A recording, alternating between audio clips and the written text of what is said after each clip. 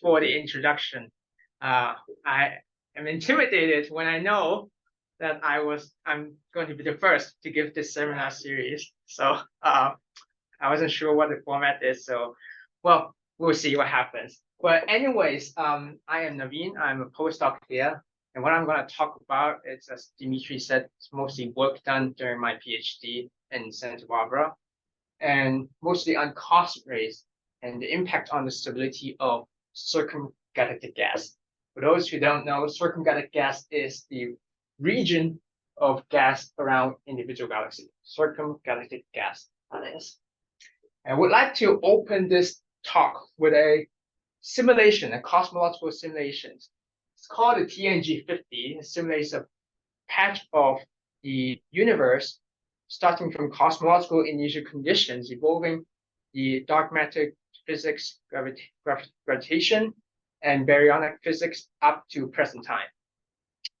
And the point of showing this simulation here, apart from it being beautiful and visually impressive, not sure what you think, is that galaxies, as we know of, seldom exist in isolation.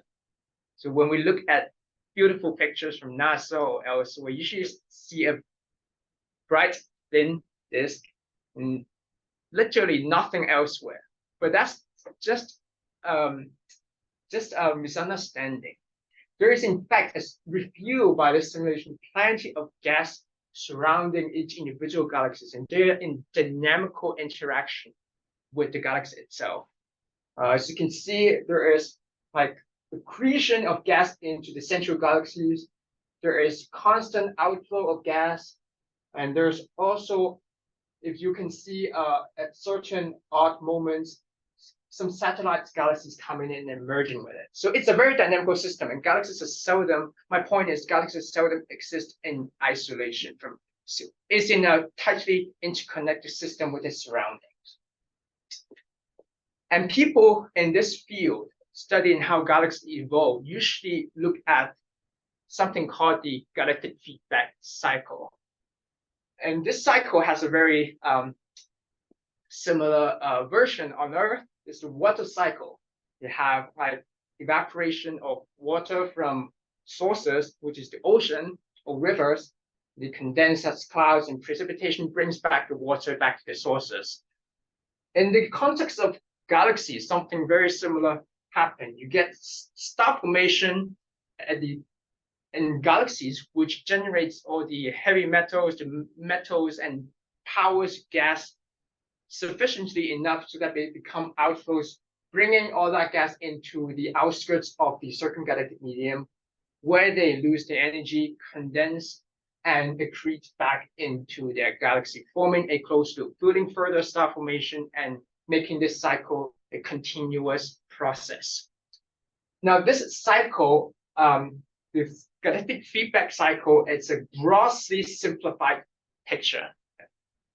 In reality, there are tons of physics happening all over the place. And they span multiple scales. You can see they span scales from the intergalactic medium to the circumgalactic medium and into the central galaxies. And just have a typical sense of sizes. Galaxy is typically around 10 kiloparsecs. And the CGM is typically 300 kiloparsecs. So there's at least an order of magnitude or two in these differences, and not to talk about the microphysics involved, governing the fluid dynamics of these flows. There is often mass exchange, energy exchange, momentum exchange, and metallicity exchange involved in these various processes at every stage of the galactic feedback cycle. And to understand galaxy evolution as a whole, it is indispensable to, it is needed to understand these various processes in detail. And obviously, this is a very complicated thing, and it takes many, many PhD and postdocs and years of efforts to do it. Keeps people employed, so that's good. And so just a couple of words before I go into the theory stuff. By the way, I work mostly on theory and simulation, but observations are indispensable. And in the study of astrophysics. So how people understand the circumgalactic medium is usually not through emission, it's through absorption. The emission is too weak because the density of gas is really low in the outskirts. So as you can see in those NASA beautiful pictures, it's pitch black outside galaxy. It doesn't really see any emission. But in the absorption, this is where things get interesting. You have a background quasar, something energetic, and it emits light that passes through a foreground galaxy. It will leave absorption signatures on that emission from the background quasar, which then is received on Earth and analyzed. From this absorption, you can understand the elements present in this gas, the kinematics from the Doppler shifts and the Doppler widths, and also from spectroscopy, you can generally understand the number density, the temperature of the state of the gas, and the circumgalactic medium. That provides a very useful tool and for people to understand the circumgalactic medium and what's happening there. When you say a background quasar, do you mean something much further away? Yes. And it just happens to be lined up. Right. It just happened to be lined up with a foreground galaxy and ourselves. Right. So sorry about that. So that still remains to be the primary way people study the circumgalactic medium using absorption. Just a couple words about observation. So I think at this point, after describing all these things about the cycle, circumgalactic medium, things, I think we're ready to go ahead and make a problem statement. So a big problem within the field is to understand the cycle itself, how one stage leads to the other, and what are the mechanisms involved in each of the stages. And to put simply, what we are interested in is to understand how galaxies interact with the circumgalactic medium to maintain a state of dynamical equilibrium. That's probably, if you ask me, put in a single sentence, what the field is trying to do is try and understand this. And so cosmic rays. So where does cosmic rays come into the picture? I talk about galaxies, gas flow, but nowhere did I mention previously about cosmic rays. And naively, you would think cosmic rays, you just stream at the speed of light out of galaxy. Why would they have any impact on the galactic flow at all? The reason is actually more tricky than that. There's a lot more underneath. So cosmic, first of all, don't just stream at the speed of light out of the galaxies. They actually diffuse within the galaxies. And cosmic rays, I think people should probably know about this. Cosmic rays are relativistic charged particles. And they're generated in the context of galaxies by supernova explosions and AGN activity. And so the process in which cosmic rays are generated from these events are probably through like Fermi first order shock acceleration and where they get to relativistic energy. And cosmic rays can be observed. So they're not invisible to the human eye. There's a way to study them, and it's through radio and gamma rays observations. So cosmic electrons gyrate around fuse emit synchrotron radiation, which is usually observed in the radio, and cosmic ray protons through hadronic interactions produce pions and decays into gamma rays can be observed in the gamma ray region. And there are two things which interest astronomers in particular about cosmic rays in this context. First of all is the observation of equiposition. So at least for the Milky Way interstellar medium. So what they observe, at least for the Milky Way interstellar medium, is that there is this thing called equiposition. So there's equal energy being in the cosmic rays, and in the magnetic turbulence, and in the thermal plasma, and in the radiation, so on and so forth. So what this equiposition means, to me, I think there are two suggestions. First, it suggests there's probably some tight coupling between the various components in the interstellar medium or in these contexts. that would allow this equipetition to happen. The second suggestion is that if one can tap into the enormous energy reservoir contained within the cosmic rays, it could be a game changer in the whole picture, because cosmic rays are in significant energy fraction in this context due to equipetition.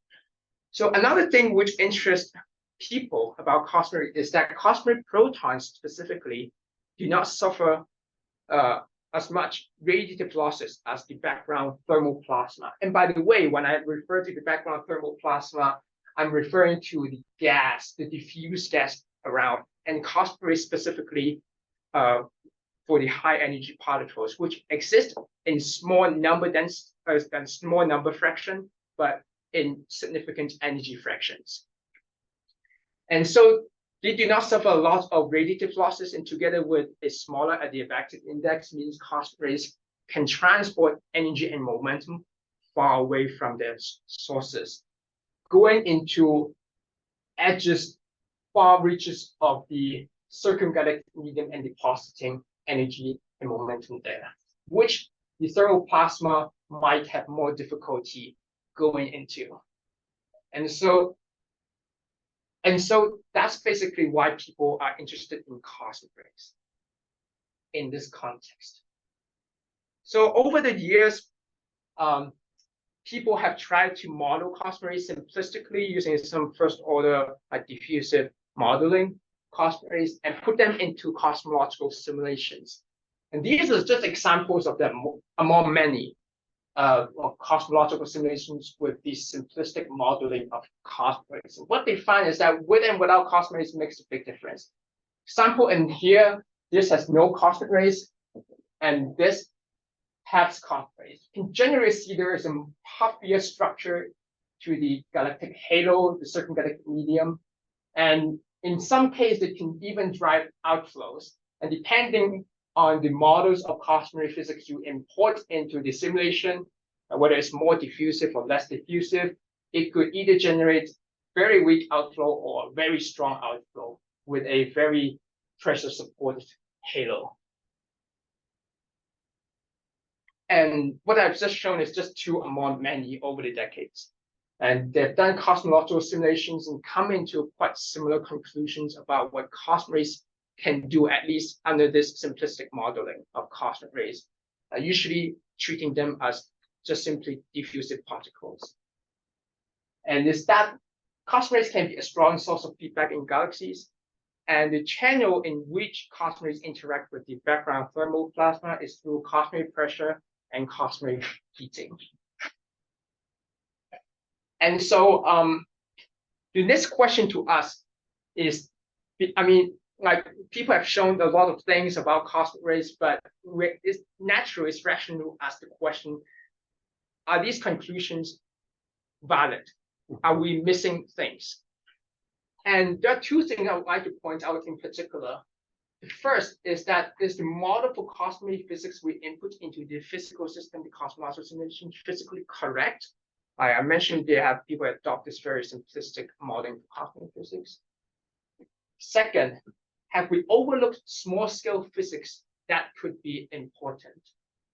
That is unresolvable by these cosmological simulations, but could have global effects. My PhD focuses mainly on understanding small scale physics, and that's where I will probably focus in today's talk. But I'm not going to downplay the importance of the other question. It's equally important to ask this question and answer that correctly. And so what I do is I do like small box simulations with conditions typical of CGM and try to understand whether there are small scale physics happening in there that could have global consequences, or optimistically observable consequences. That's basically the big picture of what I do and the field. So basics about cosmic rays. I think that's all to get through the remainder of the talk. That's all probably you need to know about cosmic rays without cover in one page.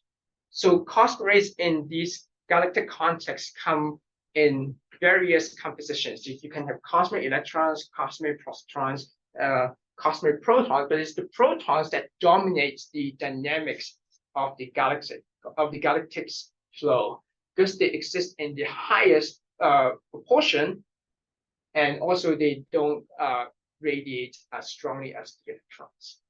So for those the cosmic rays that we're interested in are cosmic rays that have energy between a GeV to 300 GeV, and the transport of these cosmic rays and the interaction of these cosmic rays with the background thermal plasma is usually described by something called the self-confinement model. What this model says is that the cosmic ray transport and interaction with the background thermal plasma happens through excitation of magnetic waves by the cosmic rays, and these magnetic waves would then in turn scatter the cosmic rays. So that's why there's this word self-confinement. So the cosmic rays excite the magnetic waves which then scatter them. So it's kind of like a loop, and that confines the cosmic rays and allow interaction, cosmic energy and momentum to be transported across into the thermal plasma through the magnetic waves. This model of cosmic transport and interaction is called cosmic streaming. And in order to excite magnetic waves, outflow waves, you need some cosmic ray anisotropy. And the end result from this wave-particle interaction is that the cosmic rays will become locked with the locally traveling outflow waves, and heat to gas, background gas at -3 grad PC also exerts pressure forces on the background thermal plasma at -grad PC. So that's cosmic streaming. Describes perfect locking of cosmic rays with magnetic waves they themselves excite. Now, in reality, there's always correction, and because magnetic waves that are excited are subject to damping mechanisms, and so this perfect locking picture between cosmic rays and the magnetic waves might not be always true, and there might be slippage. This slippage is usually taken care of by diffusive correction.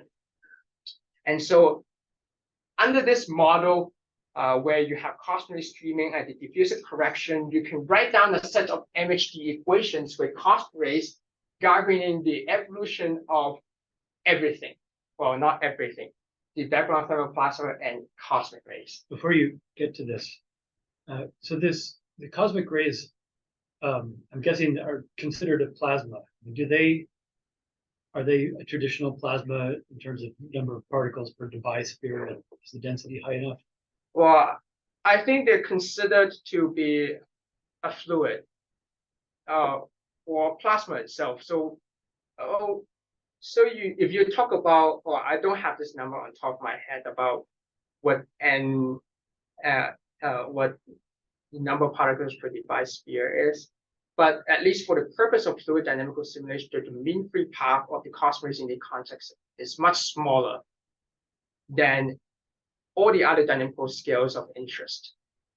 And at least mean free path due to interaction with the interactions with the waves. with the waves, not with the particles. They're not colliding with each other. Right. It's a collisionless plasma.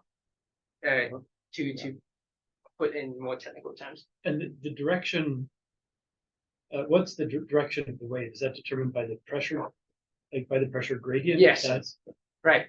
Down the cosmic pressure gradient. And so this is a set of cosmic MHD equations, which you can identify immediately. These are the MHD, ordinary MHD equations. This is continuity, momentum conservation, energy conservation, and induction.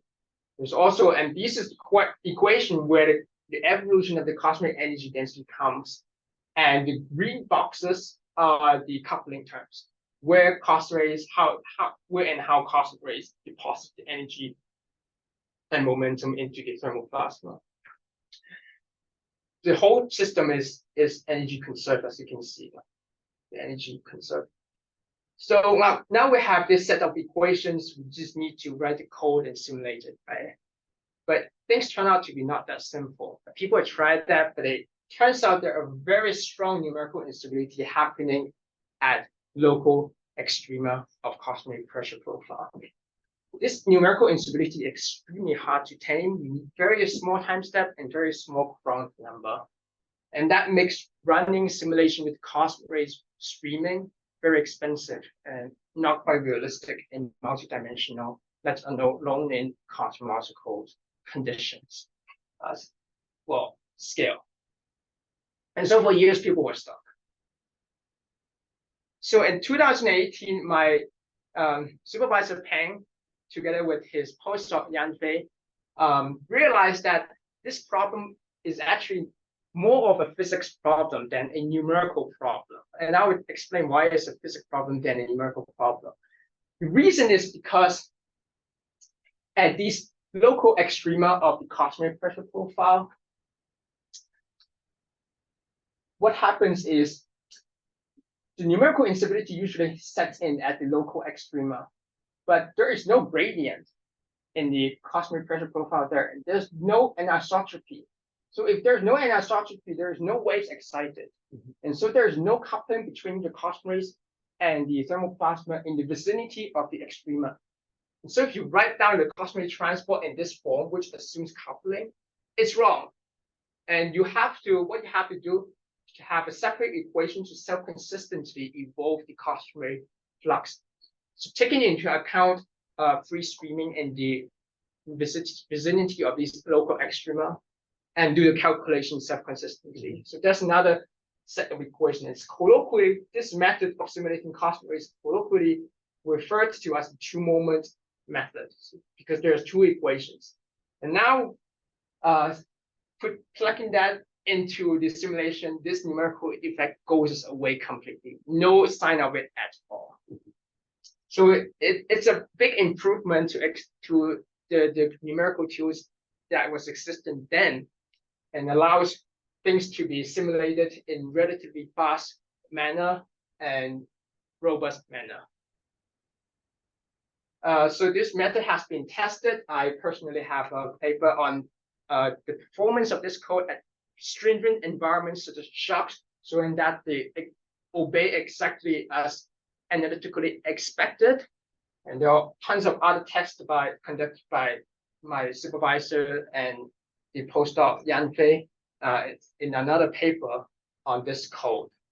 But the conclusion about this code is that it's robust and it's fast, and it allows cosmological scales to be simulated in realistically time scales.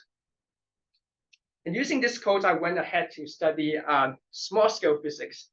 And one of my interests is in how cosmic rays drive sound waves unstable. Now, sound waves, acoustic waves, basically propagating pressure perturbations, the ubiquitous feature of compressible flows. So if cosmic can drive sound waves unstable, we would be seeing signatures of it, energy deposition, in a lot of places in the circumgalactic medium. And so the question to us is to understand whether this instability happened and what is the nonlinear evolution of it. A lot of the theory work on this instability has already been established by Mitch and Adam Spiegel 30 years ago, but no one has ever gotten to verify them numerically until now. We have the tool. And basically what the idea about this cosmic acoustic instability is that similar to how a harmonic oscillator is driven unstable. What happens is you need a restoring force that is in phase with the perturbed velocity. And that's exactly what the cosmic rays provide. And so it is this term which drives the sound waves unstable as in the harmonic oscillator. And for instability, you want this prefactor over here to be positive, to give you like energy deposition into the thermal plasma. And that gives rise to a condition for instability that happens when plasma beta, which is the ratio of thermal pressure to magnetic pressure, is less than around 0.5. So you need a sufficiently magnetized plasma in order for this instability to operate. I will talk a little about in what condition, whether we have these conditions in the circumgalactic medium. But for now, let's move and take a look at simulations.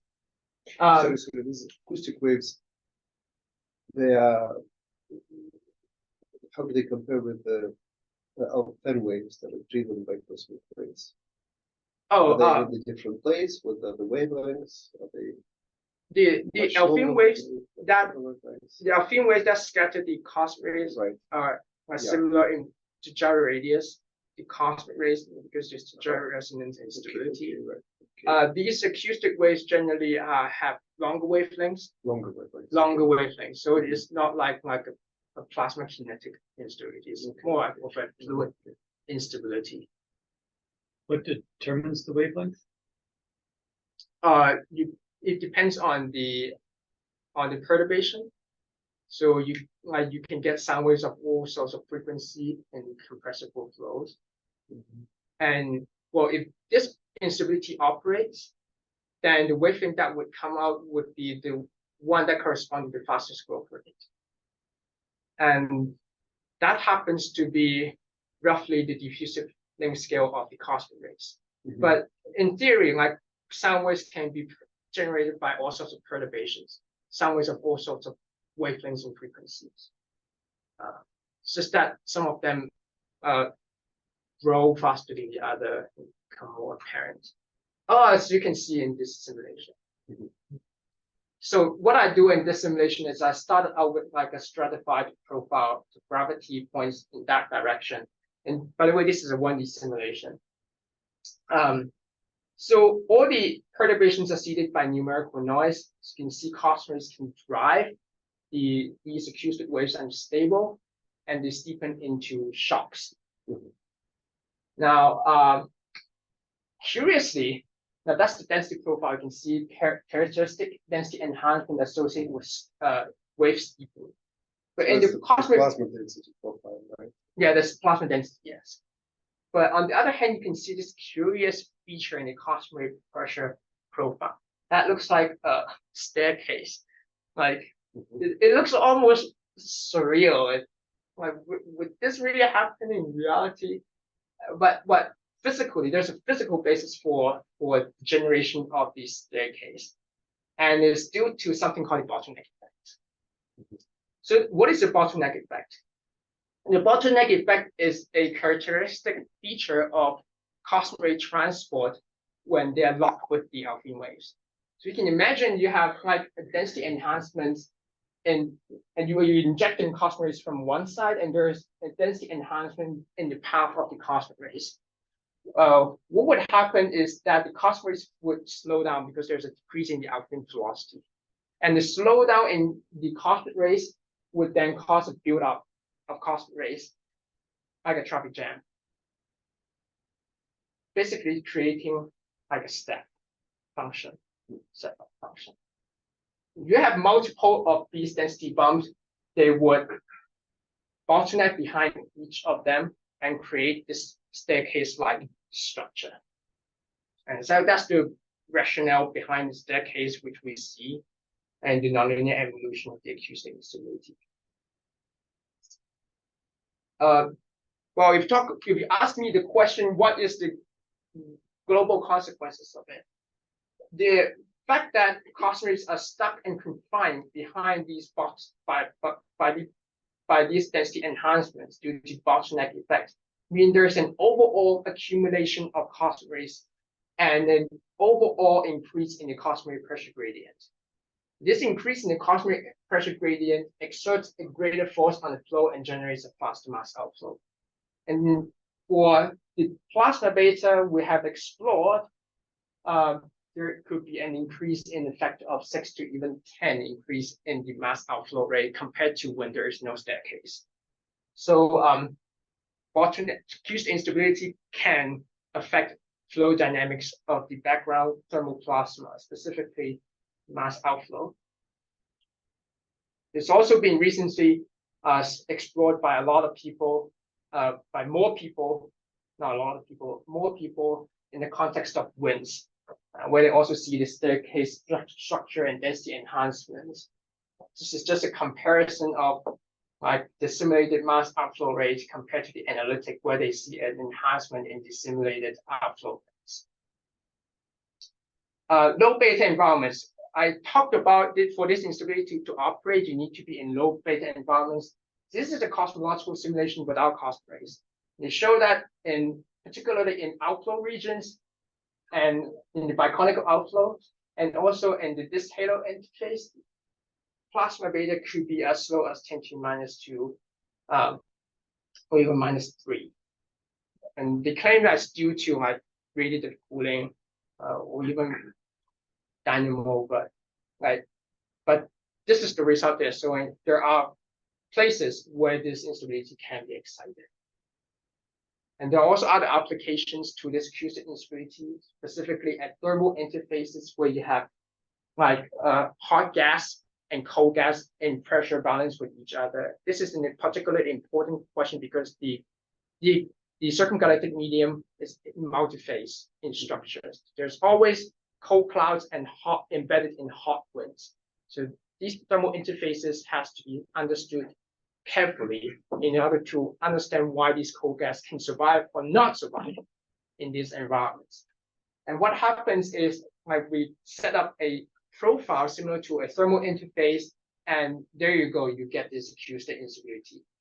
This is still very early work, and the next question that is now currently being done by a grad student in UCSB is whether two-phase transition can be maintained and whether it will promote mixing between the hot and gas phase, whether it would hinder or promote the survival of cold gas in secondary media. Some other applications of the instability. The next thing I'm interested in is thermal instability. So when we back to this basic picture of a galactic feedback cycle, there is a stage called condensation.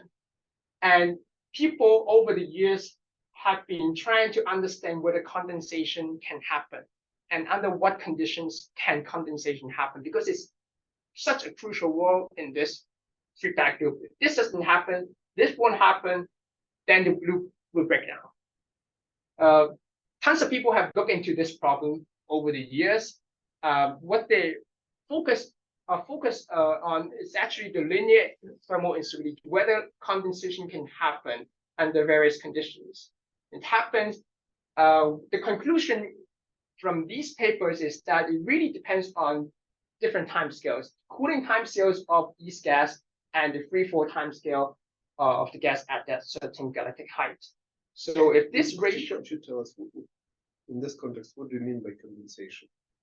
Does it mean forming dense clouds up there, or them falling down to the galaxy? Forming cold gas up there. In situ condensation from thermal instability. So runaway radiative cooling. So and the physics behind this is that when a gas somewhere in some region of space becomes denser and colder, radiative stronger increases. Yes, right? Increases and yes, exactly, that's right. So it really comes down to this time scale. So if the cooling time scale is shorter than the free-fall time scale, like we're talking about stratified medium here, that's why the free-fall time scale is relevant. It's less than an order unity number, usually 10. Then this condensation happens, and you can get like a multi-phase medium with gas falling back in. But what we are interested in is not in the linear regime, trying to understand whether linear thermal instability can happen, but actually more in the nonlinear regime. Why is it important? So usually when people study these thermal instability problems, they start out with a system in hydrostatic and thermal balance. But as the instability develops, it would change the fluid parameters of the background drastically. Specifically, it would draw the cold clouds formed, would draw gas from the surrounding medium, rarefying it. And what that would cause is, if you look at these energy terms, like this is radiative cooling, it's very strongly with density, so it drops like a rock if the density decreases. On the other hand, cosmic heating doesn't vary with density as strongly as radiative heating. So this is 1/square root rho. There's of course dependence on the cosmic pressure and rho, but then it's generally a much weaker, has much weaker dependence on density compared to radiative cooling. So what happens is this would rise, and this would not rise, but this would drop like a rock, and making the system overheated. Without cosmic rays, this would not happen. This is like a feature unique to cosmic heat. So In the nonlinear regime, we're interested in what kinds of dynamics will be driven, triggered by local thermal instability. So this is just basically what I talk about. You get condensation, it draws mass into the cold clouds, density drops, and it causes it to be overheated. And it turns out, like analytically, our expectation is that the eventual gas flow is determined by a balance of heating with enthalpy flux, gradient of enthalpy. And just doing some simple algebraic scaling analysis, our prediction is that the velocity would depend on this new ratio T heat over T free fall, and also in the inverse one scaling. So what this relation tells here is that if your T heat over T free fall is greater than 1 or much less than 1, probably should be expecting different behavior. So I have here two simulations, both thermally unstable, and one with heating T heat over T free fall much greater than 1. So this is like with very weak heating. This is with much stronger heating. And the evolution of them are quite different. So as you can see in this simulation, what happens is first you get this linear onset of thermal instability. And by the way, this is the direction of gravity, and magnetic field points outwards, as you would people kind of expect in galaxies. So with an open up structure of magnetic fields.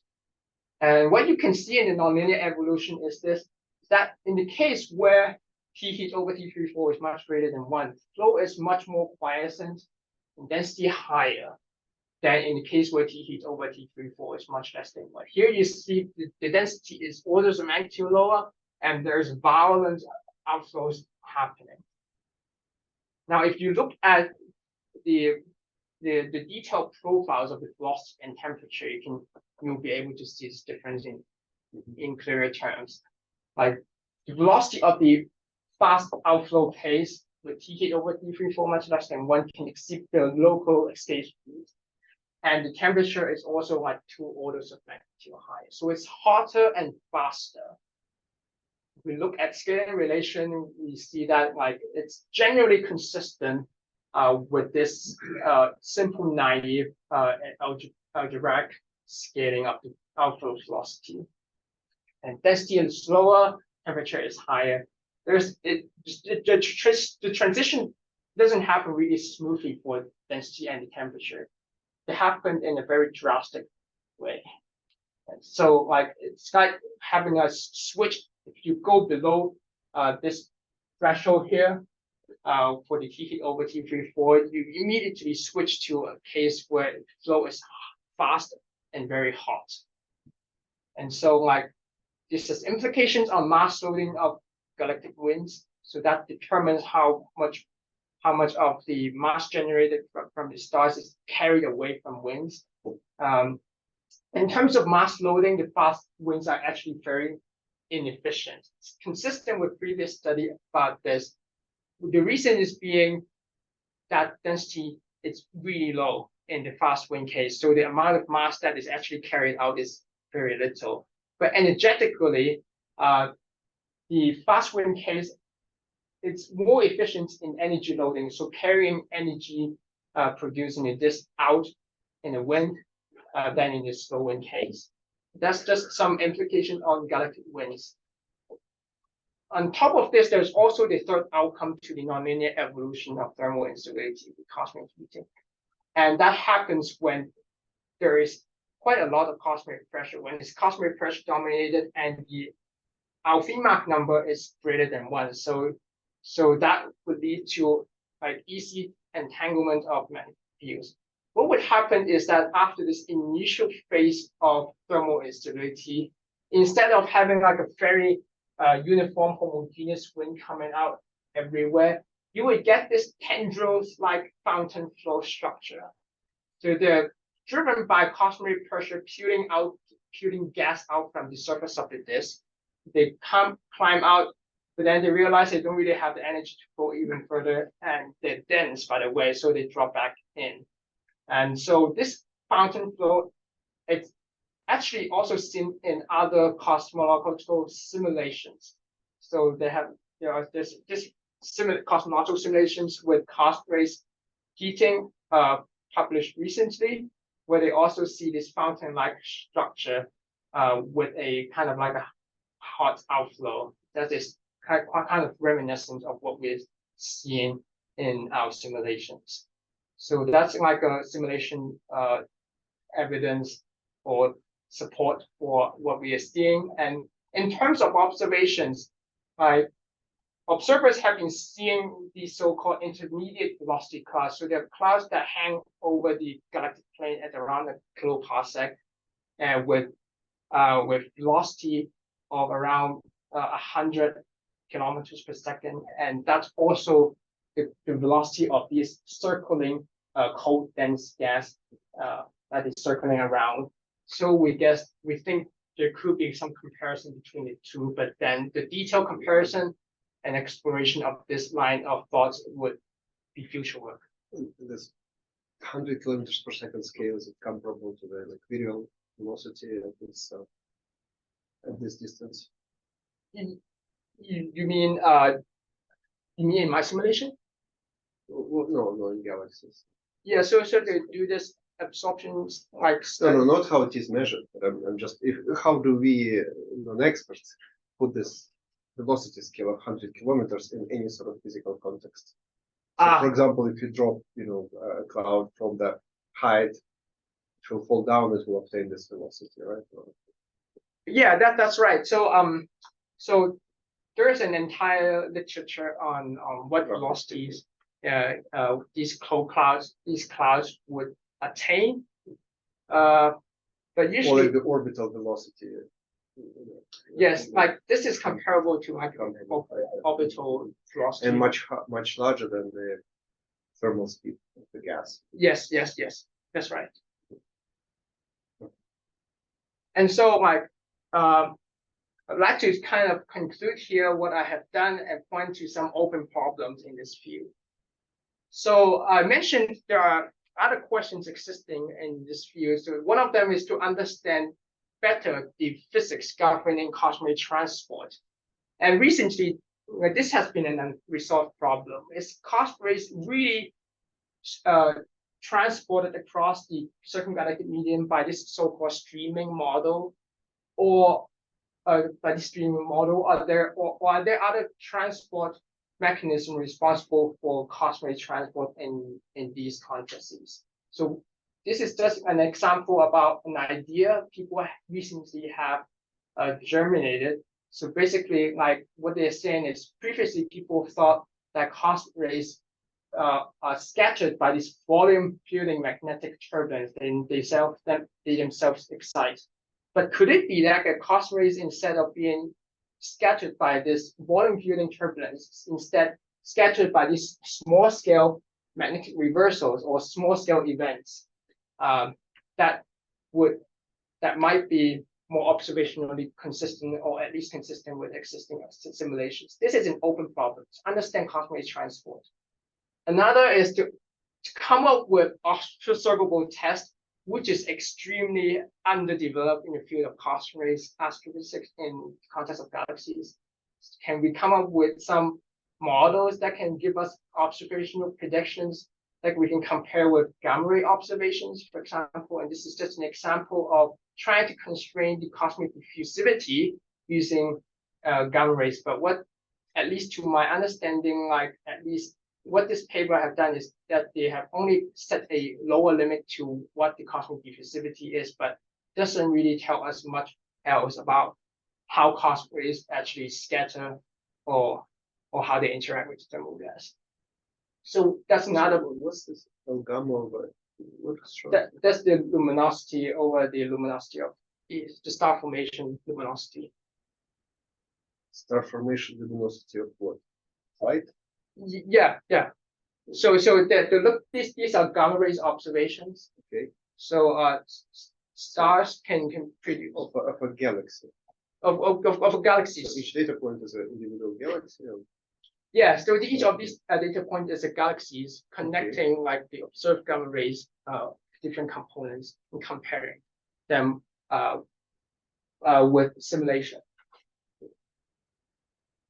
Oh, sorry. So the different. Okay, so I was just trying to understand what the exercise. But now, okay, what are the different symbols? There is some of these observations and some are simulations. So Yeah.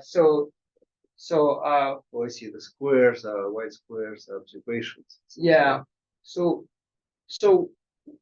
what this paper have done is it conducted cosmological simulations with cosmos with different diffusivities, and they find that in order to be consistent with observations which observe a really low level of gamma ray luminosity, you need to have very fast diffusivity for the cosmic rays. And there's like another problem is to connect the small scales to the bigger scales. And these three components are in general interconnected. And they kind of go hand in hand. These are just some open problems we have in the field. As a summary, I kind of at the start of this presentation talked about that galaxies are in a dynamical interaction with the surroundings, and that cosmos can be understood by the so-called self-confinement model, which you can write down a set of fluid dynamical equations governing its evolution. And then I've also used this code to understand how cosmos can drive acoustic waves and stable, and look into the nonlinear evolution, which has consequences of mass outflow.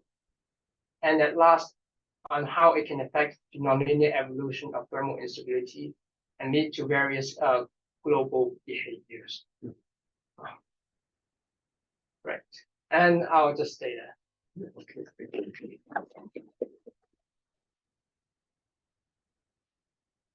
Great. Floor is open for questions. Thank you. Is the circumgalactic gas, is it completely ionized, or what's the ionization fraction? Good question. So volume filling fraction of this is ionized, but it exists in various different phases. So the cold gas is partly ionized, partly neutral. And there's also something called a warm gas with intermediate ionization properties. So in general, there's like this hot phase, which is generally ionized. There's this warm phase, less ionized, but still quite ionized. But then this cold phase, which is quite neutral. Okay. What do we know? In order to simulate the propagation of cosmic rays, especially outside of the galaxy, well, we need to know the magnetic field structure. Mm-hmm. How is that determined? Do we know with observation there? Of course, you do emission simulation, or somebody does emission simulations, right? But, right. Do we trust them? Yeah, that's a very good question too. So this instability which the cosmic rays trigger, that scatters them, happen on very small scale. Mm-hmm. And so on very small scale, cosmic rays are locked with the local mean field. Yes. So these fluid simulations don't simulate magnetic structure down to that small scales. Oh, okay. So you can treat cosmic rays to be following the field lines simulated in these fluid dynamical simulations. Yes, but I was more kind of asking about the global picture. Or let's say if we focus on a given galaxy, or circumgalactic medium around the given galaxy, right? You see, let's say, gamma ray image. So you kind of have an idea of the distribution of cosmic rays, and you're trying to explain it. You're trying to explain how cosmic rays got there, or something. Mm-hmm. Or you see cold clouds, and you're trying to explain those. But in order to model cosmic rays, you need to understand the magnetic field that they are following, and that which is highly irregular. Yes. So how do people do that? So the magnetic field is evolved self-consistently in these fluid simulations. But okay, no, sorry. Of course, you can evolve in simulations anything you want, but is there a way to check the fidelity of the simulations regarding the field structure and evolution. So, for example, people doing MHD simulations of the solar corona and argue over like many decades whether they're trustworthy or not. So, confidence. Is it possible to observe the magnetic field? Extremely difficult. Extremely difficult. Yeah. So, do you know anything about it? Well, the only thing we know about it, which is still quite sketchy in the circumgalactic medium, is the magnetic field strength, which people infer from the Faraday rotation from like some background pulsar. That's of course along the line of sight. Along the line of sight. But that's basically what people infer, and it's just an upper limit. And so regarding the magnetic field structure, very little. All we can understand about magnetic field structure at this moment through simulations. So starting from cosmological simulations, and then you have this structural formation, and then baryonic physics, and people tend to see like an open up magnetic field structure above and below the disk. But it's obviously like gas is turbulent, could usually be quite tangled up. But there is no consensus on what the tangleness of the magnetic fields could be in that context. So the short answer is I don't know. Yeah. I can ask more questions.